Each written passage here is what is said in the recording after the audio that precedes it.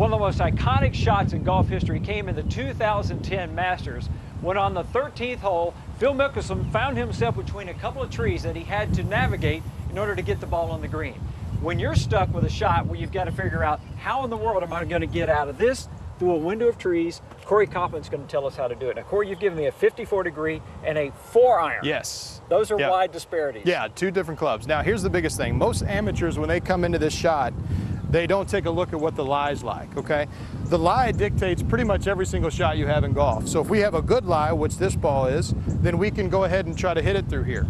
But if we have a bad lie like this one, then we definitely have to punch out. All right, let's go ahead and talk about this first lie here, the good one. So we're going to try to hit through here. Now, when you're trying to hit a shot to try to keep it under some limbs and through a gap, we have to make sure we choose a club that is going to do so accordingly. So when we do this, kind of a tip, and you can do this on the driving range, if you step on your club, the club shoots up. This shows us exactly how the ball will take off if we hit the shot from a normal lie, and I would consider this a pretty standard lie. So this, as you can see, will keep it underneath the trees if we just have a standard ball position. So here with this shot, we can go ahead and put it in the middle of our stance to a little bit of back to try to make sure we keep it low. Our main objective is to keep it under these trees.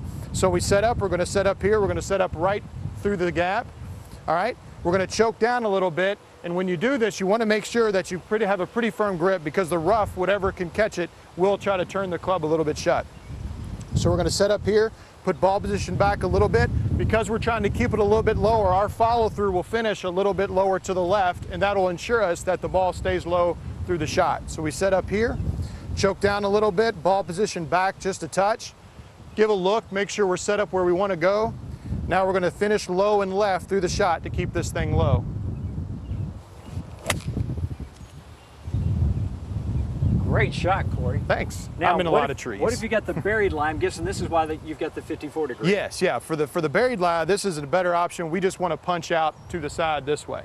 So the thing is when most people pick up or they come to this lie, they take their 4-iron and they want to put it back. So when that happens, that actually shuts the face down, and that doesn't allow us to get the club to get the ball up and out.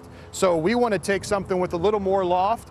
So when we put it back in our stance, we can actually go ahead and hit down on it, and the ball will still get up out of this lie. So same thing, we want to put the ball back, choke down on it some, put it back in our stance, and we want to same finish, try to feel kind of low so we can get this thing out here. So we want to stay down with it, ball back, stay nice and low through it, and chip back out in the fairway.